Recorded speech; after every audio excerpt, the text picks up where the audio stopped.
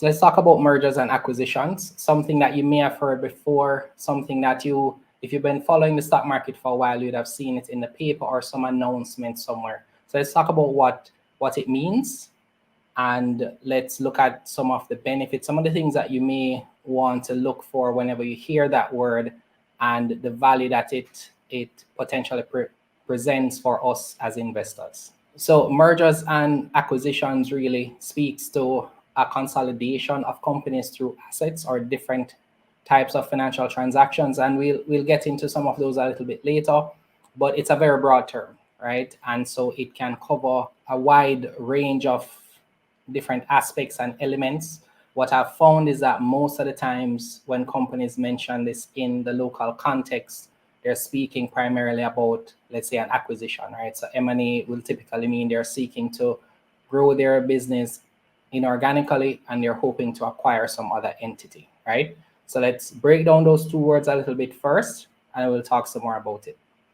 So merger, for the direct meaning of that word, is a combination of two firms which will form a new legal entity under the banner of one corporate name. And we see this from Investopedia. So usually when you think about merger, and when I hear this term, I think of like some sort of law show like Suits and and those type of shows where you hear about mergers, two companies kind of coming in, consolidating their operations, and they'll form a new entity from there and then continue in a combined way.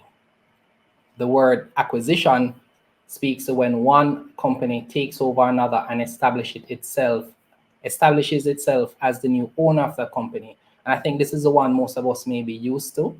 So you may hear a company A acquiring a percentage stake or full stake in company B, and they're seeking to now integrate or just establish itself. They may leave that company to run on its own, and then maybe their profits are rolled into the acquiring company's financials and things of that nature. So a different range of options exist here. It can be full or partial acquisition, but it really depends on what that company is seeking to accomplish.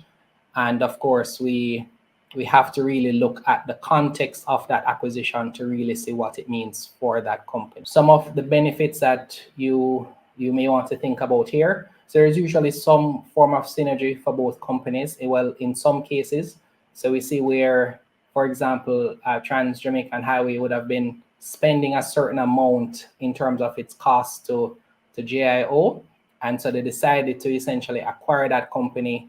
So what would have now been an expense before now becomes a part of their operations. So they would have saved a lot of money doing that acquisition, and it works out pretty much for both companies in that sense.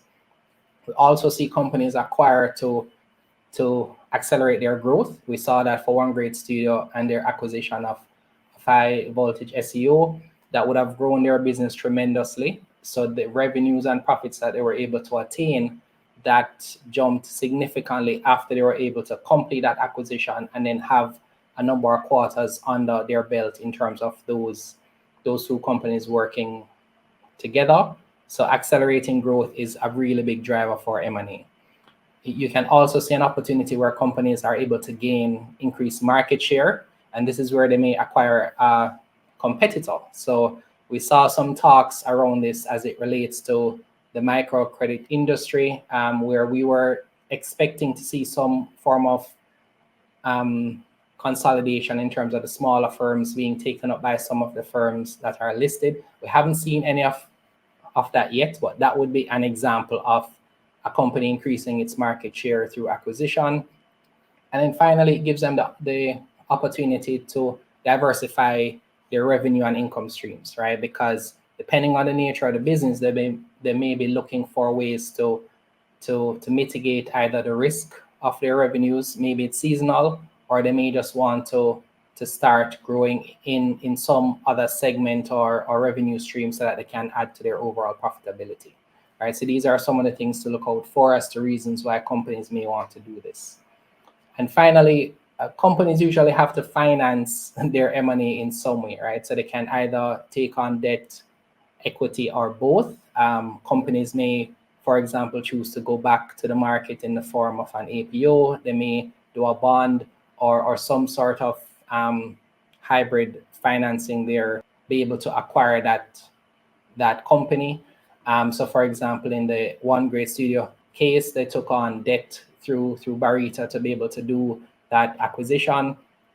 And so there's usually a way that is done to finance that transaction, right? So usually the company would not want to exhaust its cash. Now, if you're a company that has a lot of cash and it's able to do it, then maybe, but depending on the type of company, they may want to preserve their cash and focus on taking on some additional capital to be able to do that.